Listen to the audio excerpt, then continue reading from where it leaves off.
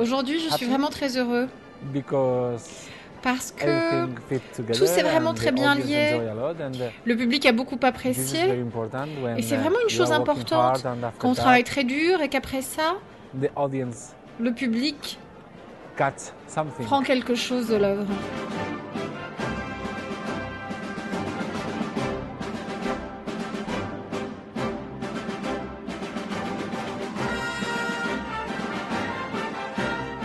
On s'entraînait tous les jours environ 4 ou 5 heures. Et on a noué une bonne relation avec le chorégraphe et puis les danseuses. Du coup ça allait. C'était pas trop difficile. C'était même plutôt amusant et enrichissant. Je viens de la danse et eux viennent du cirque. Ils sont jeunes.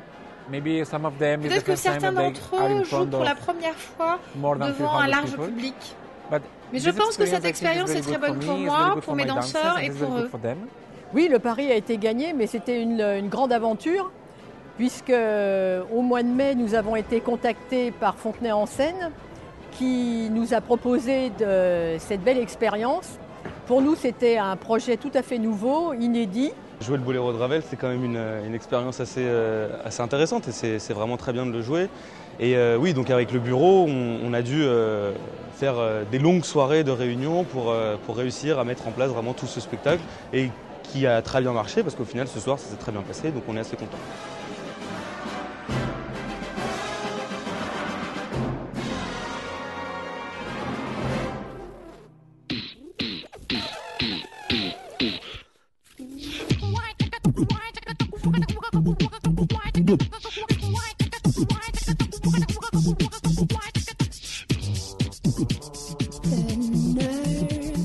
Comme toutes les techniques, comme toutes les disciplines, c'est vrai que ça demande du temps pour être intégré et pour pouvoir s'amuser avec.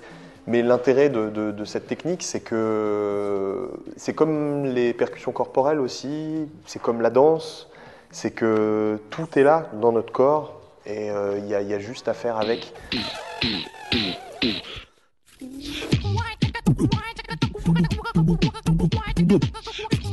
C'est des techniques que je connais pas, c'est toujours bon à apprendre pour élargir un son, lui donner plus de profondeur, oui, c'est toujours tout est bon. Et puis après, alors, ce que j'ai envie aussi de leur faire toucher du doigt, c'est la rythmicité, l'organicité aussi.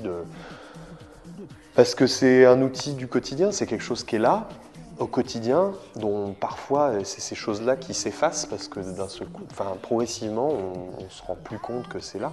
La voix, d'utiliser la voix. Je me disais surtout que le beatbox c'était américain, joué dans le métro par des gens voilà, qui font du R&B, enfin voilà. C'était pas très sérieux pour moi, mais en fait c'était surtout de l'improvisation pour moi. Et là avec le sample, j'ai découvert qu'il y avait beaucoup de choses qui pouvaient évoluer, qui pouvaient changer. C'est très ouvert, on peut aller du jazz, du blues, au rock, on peut faire tout en fait avec le beatbox.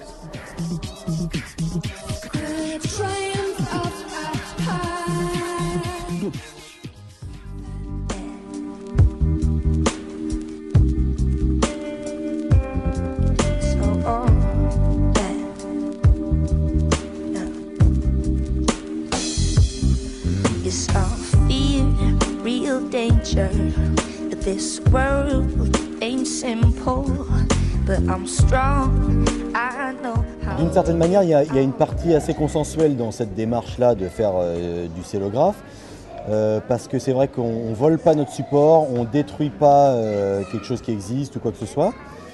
Mais c'est en échange de pouvoir agir partout. L'œuvre, c'est le moment. En fait, la conserver, c'est pas très important. L'important, c'est de la vivre. Et donc c'est pour ça que nous, ce qu'on préfère, c'est justement avoir cette idée de moments d'art en fait. Et finalement, ce qu'il en reste, c'est le souvenir et la photo.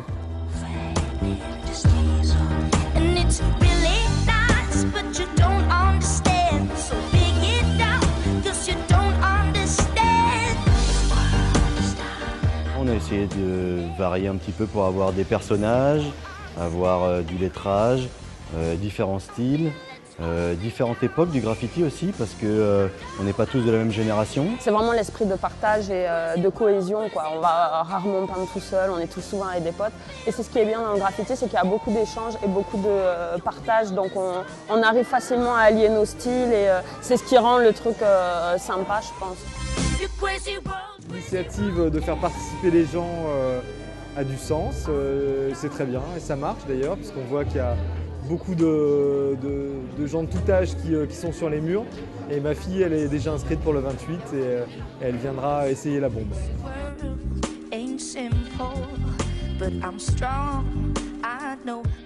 Quand je suis arrivé, j'ai tout de suite fait demi-tour. Je suis allé chercher ma fille, une de ses copines, pour leur dire hop, hop, hop, hop, hop, il se passe quelque chose, il y a quelque chose à faire immédiatement. Il y a autre chose qu'une situation passive. Là, il se passe quelque chose, on prend un feutre, on prend une craie, donc ça c'est bien. C'est bien d'avoir un samedi comme ça. J'ai découvert une ville que je ne connaissais pas du tout, avec une architecture qui m'intéresse énormément, plus des œuvres que l'on découvre à chaque fois, parce que comme le support n'est pas le même, forcément l'œuvre n'est pas la même.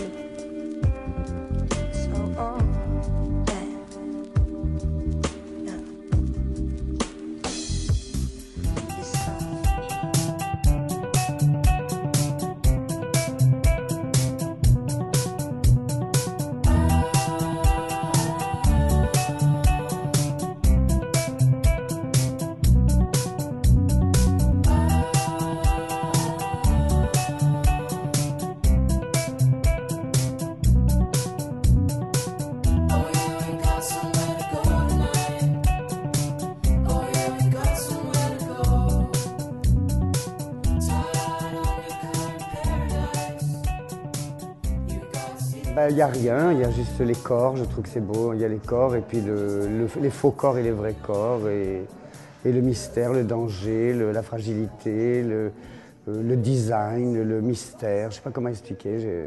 Pour moi, c'est tout à fait l'univers qu'il faut.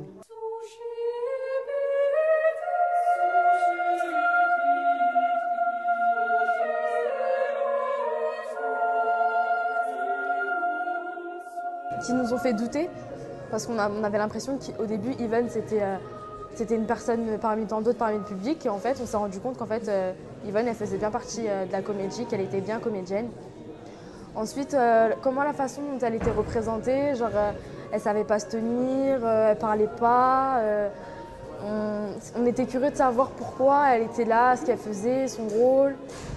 Donc j'ai trouvé tout ça intéressant.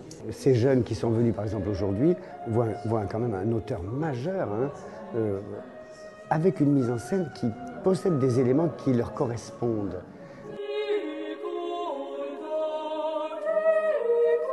Pour moi, en tant que jeune fille, je trouve que cette pièce, elle est riche en émotions parce qu'en fait, elle nous fait un peu comprendre quelque chose qui est un peu dans la vie de tous les jours, que voir que même si une femme, elle plaît pas forcément, elle est peut-être moche, elle n'est pas forcément acceptée dans la vie sociale de tous les jours. Et je trouvais que cette pièce était vraiment touchante, qu'elle montrait bien les différents aspects que la femme pouvait avoir dans tous les jours.